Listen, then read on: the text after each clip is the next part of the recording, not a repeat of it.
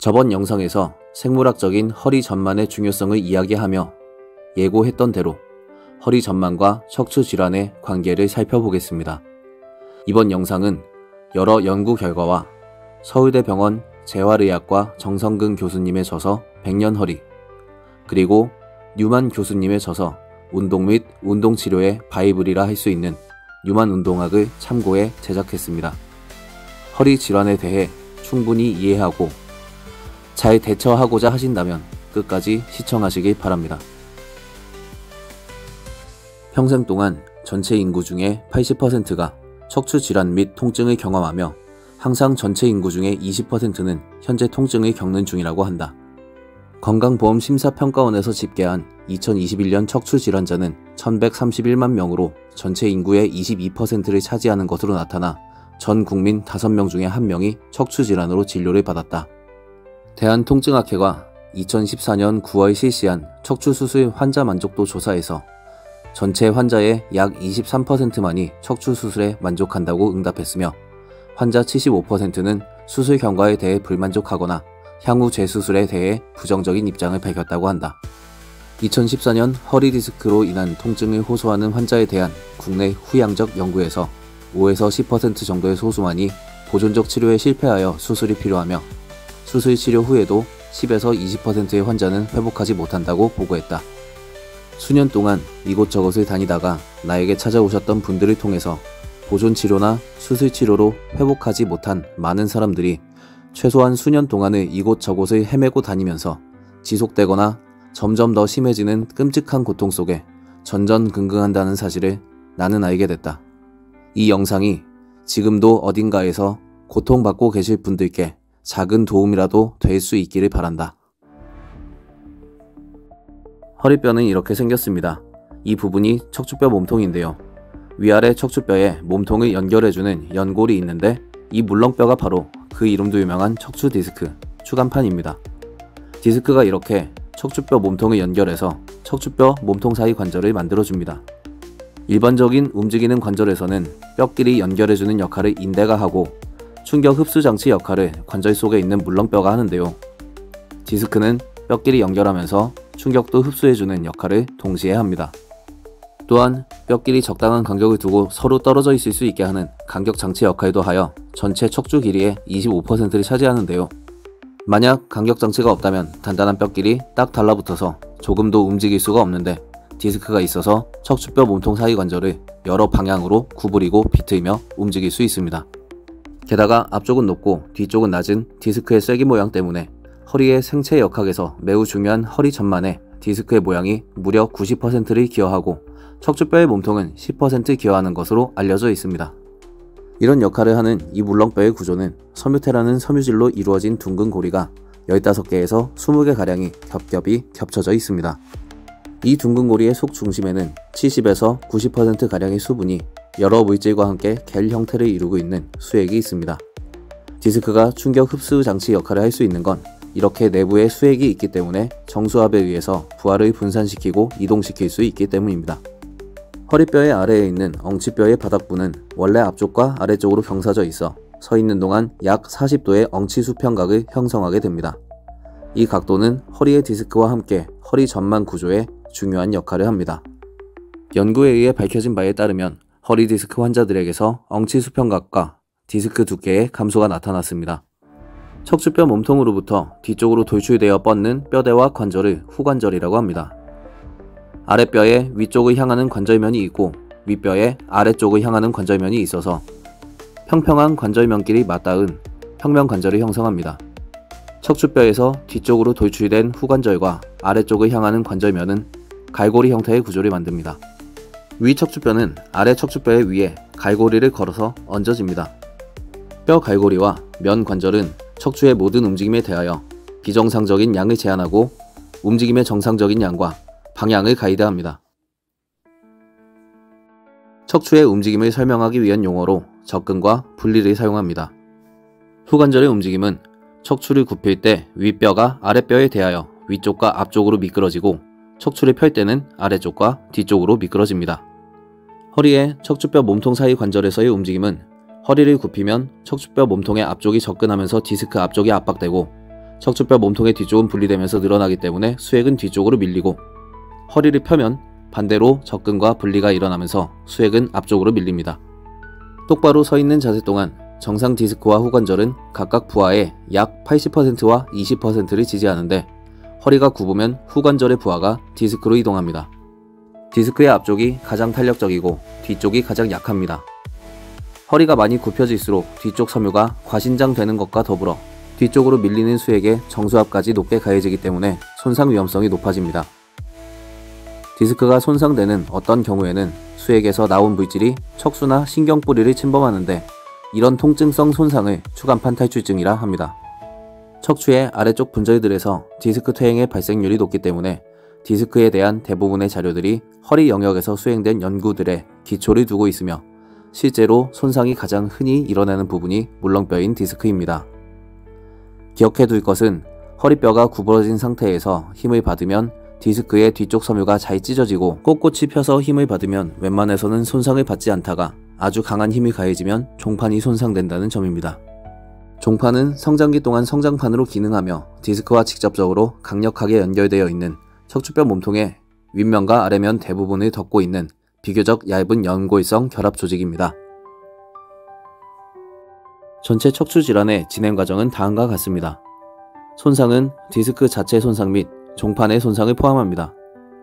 팽유는 손상이 경미한 경우 수액, 파열된 섬유태 조직 등의 국소적인 이동으로 디스크 물질이 추간판 공간의 한계를 넘어서 팽창된 상태를 뜻합니다. 돌출은 디스크가 비정상적으로 손상되어 디스크의 25% 미만 범위로 중심에서 벗어난 상태입니다. 압출은 수액이 섬유태의 거리보다 더 크게 추간판 공간 밖으로 빠져나간 상태를 뜻하며, 수액이 완전히 밖으로 떨어져 나갔을 때 디스크 분리라고 합니다. 퇴행은 디스크가 손상되고 손상으로 나타나는 영향에 의해서 퇴화되는 모든 과정을 포함합니다. 손상은 퇴행과 함께 가중되어서 점차 더 높은 단계로 진행됩니다. 퇴행으로 인해 디스크는 탈수화되고 섬유태의 점액 변성, 섬유화, 추간판 공간 감소 등의 변화를 거치며 얇아지고 석회화됩니다. 디스크 손상으로 인한 통증의 양상에 따라 디스크성 요통과 좌골신경통으로 구분할 수 있습니다. 디스크성 요통은 허리 중심부가 주로 아프다고 해서 축성 요통이라고도 합니다. 좌골신경통은 엉덩이, 허벅지, 하퇴, 때로는 발까지 당기고 저리는 통증이 좌골신경을 따라서 뻗쳐가는 양상이라 붙은 이름인데, 뻗쳐나가는 통증이라 방사통이라고도 하며, 이제는 많은 경우 좌골신경통, 방사통과 추간판 탈출증이 같은 뜻으로 사용되기도 합니다. 일반적으로 미세 손상으로 인한 평균을 초월하는 손상 등급에 달할 때 주로 좌골신경통이 나타나는 것으로 여겨지지만, 통증의 양상이 손상의 정도와 정확히 일치하지는 않습니다.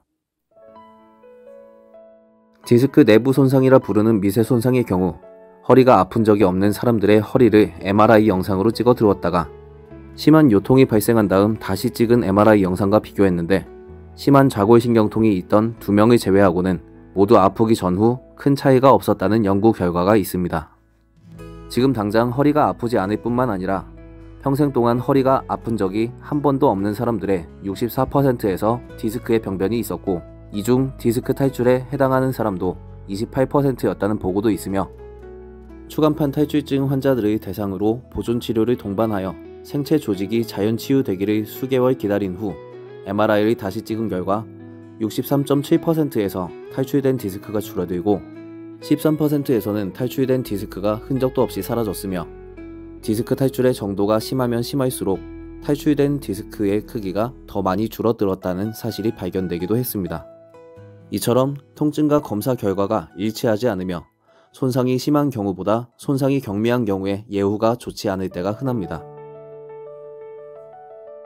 허리뼈에서는 약 40에서 50도의 굽힘과 15에서 20도의 펴므로 전체 55도에서 70도의 움직임이 일어나는데, 이것은 단지 5개의 허리뼈 이음부들에서만 만드는 움직임의 양으로는 많으며, 특히 굽힘의 양은 척추 내에서 가장 큽니다.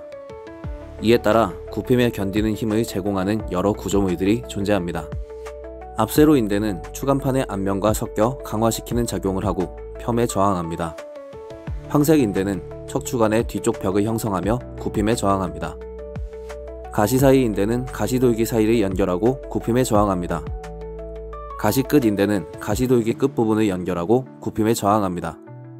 가로돌기 사이 인대는 인접한 가로돌기들 사이에 뻗어있는 명확하지 않은 막 구조의 인대로 약간의 굽힘에 대해 팽팽해집니다. 후관절의 관절 주머니 인대는 굽힘을 포함 모든 움직임의 끝 범위에서 저항합니다. 후관절은 그 자체가 뼈 갈고리로서 위쪽 척추뼈의 갈고리가 아래쪽 척추뼈에 갈고리를 걸어 얹어지기 때문에 과도한 앞쪽 병진 운동을 차단하기에 적합한데, 일반적으로 거의 수직 방향을 향하고 있는 아래쪽 등뼈, 허리뼈, 그리고 허리 엉치뼈 영역의 돌기 관절들은 더욱 적합한 기능을 제공하며 굽힘을 제한합니다. 등허리 근막은 여러 허리뼈 주변부 근육과 허리 및 골반에 부착되며 굽힘에 저항합니다. 뒤세로 인대는 척추관의 앞쪽 벽을 형성하며 추간판의 뒷면과 섞여 강화하는 작용을 하고 굽힘에 저항합니다. 디스크의 뒤쪽, 뒤세로 인대, 황색 인대, 가로 돌기 사이 인대, 가시 사이 인대, 가시 끝 인대, 후관절 주머니, 후관절, 등허리 근막. 기억해둘 것은 앞세로 인대를 제외한 모든 구조물이 굽힘 시 팽팽해지면서 저항력을 제공하는데, 그럼에도 불구하고 허리 영역에서는 잘 발달되지 않은 가시 끝 인대들이 극단적인 굽힘에 의해 파열되는 첫 번째 구조라는 것은 놀라운 일이 아니며, 가장 약한 부분인 디스크의 뒤쪽이 손상되는 등 모두 허리가 구부러진 것으로 인해서 손상된다는 점입니다. 허리를 구성하는 뼈, 디스크, 관절, 인대, 근육, 근막, 신경 등 대부분의 구조물에 감각신경이 분포되어 있어 각 구조물이 손상되면 통증이 발생할 수 있습니다. 이론적으로 허리를 이루는 구조물 대부분이 요통의 원인이 될 수 있다는 뜻입니다. 허리 전만을 유지하지 못해서 생긴 만성적인 구부정한 자세로 인한 지속적이거나 반복적인 굽힘은 추간판 탈출증을 유발하는 가장 주요한 요인입니다. 허리 전만을 유지하는 것은 매우 중요합니다. 그럼에도 불구하고 허리가 아플 때 허리를 굽히고 골반을 후방경사시키는 윌리엄 굽힘 운동이 아직까지도 많이 사용되는 건 이 내용이 의학 교과서 해리슨에 실려 있기 때문이라고 합니다. 추간판 탈출증이나 요통이 생겼을 때도 마찬가지로 허리 전만을 잘 유지하는 데 공을 들이는 것이 고통에서 벗어나는 올바른 지름길입니다. 절대 허리를 굽히고 골반을 후방경사시키지 말고 허리 전만을 유지하는 능력을 만드시기 바랍니다. 내가 운동 경력 30년차, 트레이너 24년차, 트레이닝 교육 강사 13년차를 거치며 쌓아온 이론 및 빅데이터를 기반으로 볼 때 허리 굽힘, 골반 후방경사 하는 방법은 인체 전신에 걸쳐 크나큰 해를 끼친다. 하지만 허리 질환 및 통증 때문에 만났던 대부분 분들이 허리 굽힘 스트레칭을 좋아하셨다. 하고 나면 시원하다는 이유로 말이다. 내가 100년 허리를 읽기 전까지 몰랐던 내용, 의학 교과서에 윌리엄 굽힘 운동이 실려 있는 것 때문일 수도 있다. 의료기관에서 나눠주는 운동법 책자에도 굽힘 운동이 섞여 있어서 말이다. 시원하고 편해진, 통증이 감소된 느낌이 들기 때문에 허리 굽힘의 유혹은 강렬하고 그 결과는 잠깐 달콤하다. 근육학적 관점으로 보자면 허리의 가장 안정적인 구조인 전만으로부터 벗어나며 불안정한 상황이 발생했을 때 척추 길이끈은 최고치의 힘 생산량을 가질 수 있는 안정시 근육 길이로부터 늘어나 신장시 근육 길이가 되어 힘 생산량이 감소된다. 이런 상황에서도 관절이 어긋나는 것을 막기 위해서 보호적 수축에 돌입한다. 감소된 힘 생산량을 뻣뻣하게 경직된 상태로 보상하며 어떻게든 버티고 있다. 허리 굽힘은 점차 척추 길이끈을 늘려 최소치의 힘 생산량을 가지는 신장시 근육 길이의 끝단으로 이끌게 되고 몸이 편해졌다고 느끼게 된다. 생각해보라. 처리하기 벅찬 일을 붙잡고 어떻게든 해내겠다고 아등바등하고 있으면 고통스럽지만 그냥 포기하면 편하다. 허리 굽힘은 허리 관절이 어긋나려 한다는 절벽에서 발을 헛디딘 것과 같은 상황에서 지푸라기라도 붙잡고 절실히 매달려 버티고 있는 척추 길이끈의 손가락을 강제로 하나씩 펼쳐서 절벽 아래로 떨어뜨리는 행위이다. 철봉에 오래 매달리기를 했을 때 느껴봤던 근육이 뻐근하고 펌핑되어 터질 듯하고 불타는 듯이 아픈 느낌이 허리 중심부가 주로 아픈 디스크성 요통 상태인 분들이 이야기하는 허리 통증의 느낌과 같다는 것에 주목할 필요가 있다. 전만이 위험할 것 같은 문제에는 척추관 협착증, 척추분리증 및 전방전이증이 있는데 이런 질환들은 일반적으로 완전히 퇴행된 디스크로 인한 문제에 해당합니다.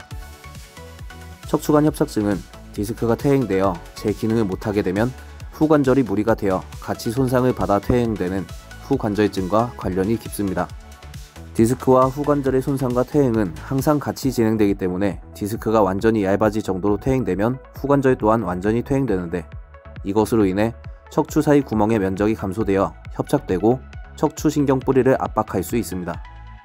또한 척추를 펼수록 척추 사이 구멍의 면적이 감소되기 때문에 협착이 있는 경우 완전한 편 운동이 금기로 여겨지지만, 이것은 척추 사이 구멍의 협착으로서 척추 간의 협착과는 다릅니다. 척추 사이 구멍의 협착은 목에서 중요하게 고려되는 부분인데, 허리뼈는 위에 놓여있는 머리, 몸통, 그리고 팔들의 무게를 지지하는 데 적합한 육중하고 넓은 척추뼈 몸통을 가지고 있으며 5개의 허리뼈가 7개의 목뼈 무게에 거의 2배에 달할 만큼 커다랗기 때문에 척추 사이 구멍의 협착은 목에서와 같은 중요한 고려사항이 되지 않습니다. 척추관의 뒤쪽 벽을 형성하는 황색 인대가 비대해지는 등의 변화가 생기면 척추관 내부 공간이 좁아집니다. 척추관을 좁게 만드는 3가지 구조물, 즉 디스크, 후방관절, 황색인대가 모두 변화되어 있어야 척추관 협착증으로 진단될 수 있습니다. 게다가 척추관 협착증의 가장 중요한 증상은 간헐적 파행입니다. 간헐적이란 주기적으로 반복됨, 파행이란 절뚝거리면서 걷기 힘든 상태를 뜻하므로, 간헐적 파행이란 걸어가다가 더는 걷기 힘든 상황이 되어 잠시 쉬어야 하고 그 다음에는 또 좀 더 걸을 수 있는 상황이 지속 반복되는 현상을 뜻합니다. 척추관이 좁아진 것과 간헐적 파행이 동시에 존재해야 척추관 협착증으로 진단 가능하며, 간헐적 파행이라는 증상이 없으면 아프지 않기 때문에 병명을 붙일 수 없습니다.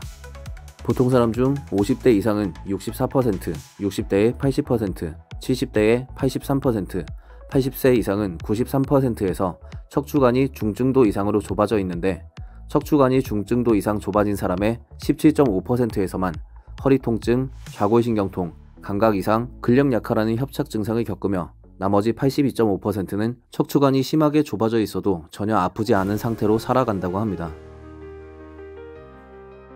간헐적 파행을 겪는 분들을 만나는 것이 의료기관에서는 드물지 않은 일이겠지만, 나처럼 헬스장에서 일하는 사람이 이런 사례를 접하는 건 어려운 일이다.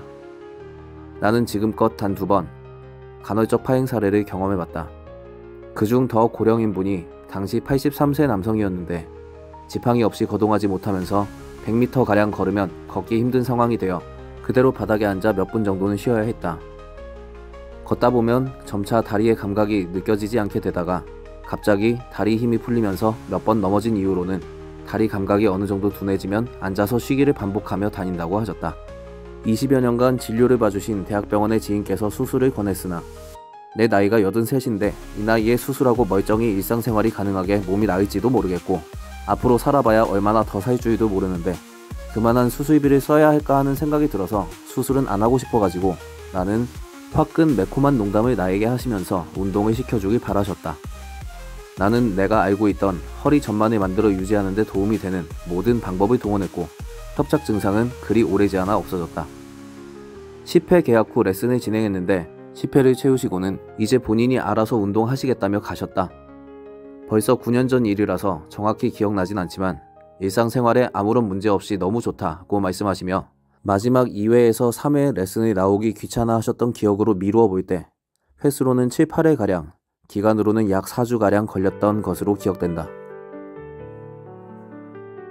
허리뼈의 아래에 있는 엉치뼈의 바닥부는 원래 앞쪽과 아래쪽으로 경사져 있어 서 있는 동안 약 40도의 엉치 수평각을 형성하게 됩니다. 이 각도는 허리의 디스크와 함께 허리 전만 구조에 중요한 역할을 하는데 이러한 각도 때문에 체중에 의한 합력은 앞쪽 전단력과 엉치뼈의 윗면에 직각으로 작용하는 압박력을 만들어냅니다. 전단력이란 서로 접근한 두 평행면이 서로 반대 방향으로 밀리도록 작용하는 힘인데 이론적으로 이러한 L5S1의 생체 역학 때문에 이 영역을 지나는 척추 길이끈의 힘은 앞쪽 전단력을 유발하는데 근육의 힘이 강할수록 근육의 활성이 허리 전만을 확대시킬수록 전단력을 증가시킵니다. 따라서 어떤 사람에게는 과신전이 연루된 반복적인 신체 활동에 의해 전방전이증이 유발될 가능성이 있습니다. 대부분 전방전이증은 허리뼈 중간 부분인 관절부를 통과하는 양쪽성 골절과 연관되는데, 이렇게 뼈가 끊어져 분리된 상태가 척추분리증이며, 뼈 갈고리에 의한 지지가 없어진 척추뼈 몸통이 앞으로 밀리게 되면 전방전이증이라고 합니다. L5-S1 분절의 앞쪽 전단력에 대한 생체역학적 가능성에 따라 L5-S1에서 가장 흔하게 전방전이증이 발생할 것으로 여겨져 왔으나, 최근 30여 년 이내에 많은 연구들에 의하면 L4, L5에서 가장 많이 발생하는 것으로 나타났습니다. 여러 구조들이 L5-S1 이음부에서 생산되는 자연스러운 앞쪽 전단력에 저항합니다. 넓고 강력한 앞세로 인대는 L5-S1 이음부의 앞쪽을 지나갑니다. 엉덩어리 인대는 L4, L5의 가로돌기에서 시작해 아래쪽으로 내려가 엉덩뼈와 엉치뼈에 부착되어 허리뼈, 엉덩뼈, 엉치뼈 사이를 견고하게 고정시킵니다.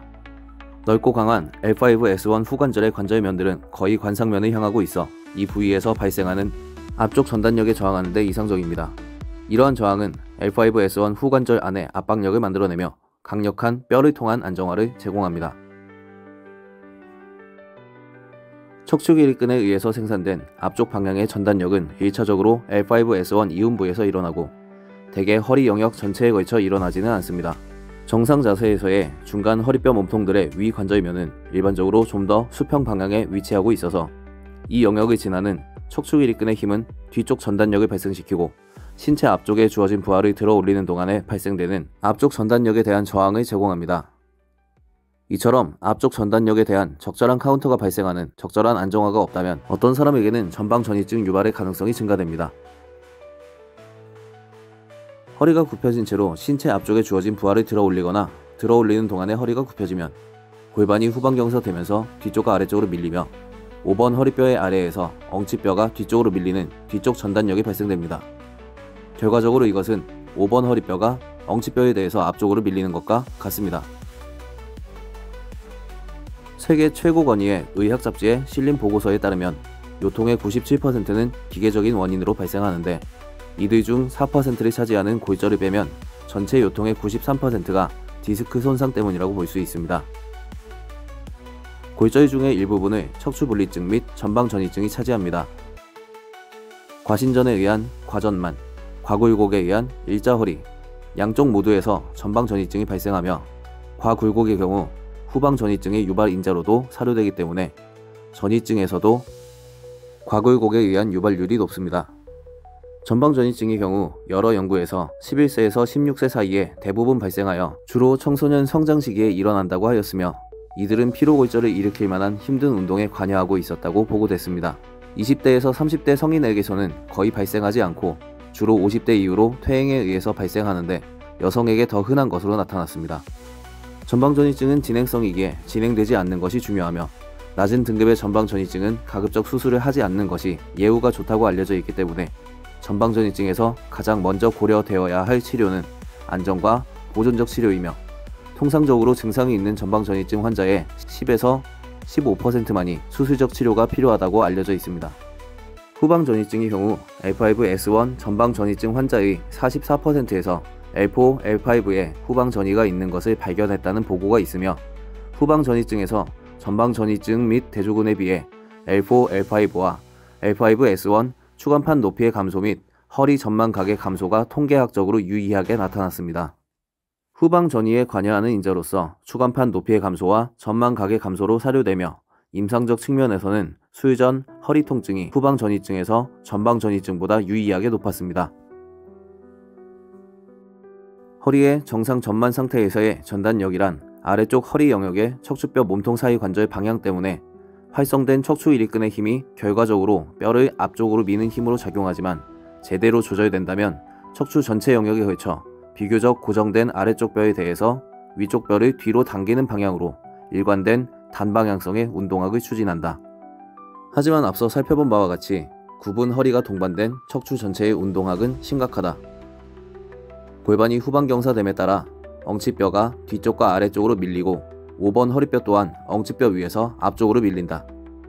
5번 허리뼈 위에서 4번 허리뼈도 앞쪽으로 밀리며, 이런 연쇄적인 상황이 어떤 사람에게는 척추 전체 영역에 걸쳐서 극단적으로 발생할 수 있다.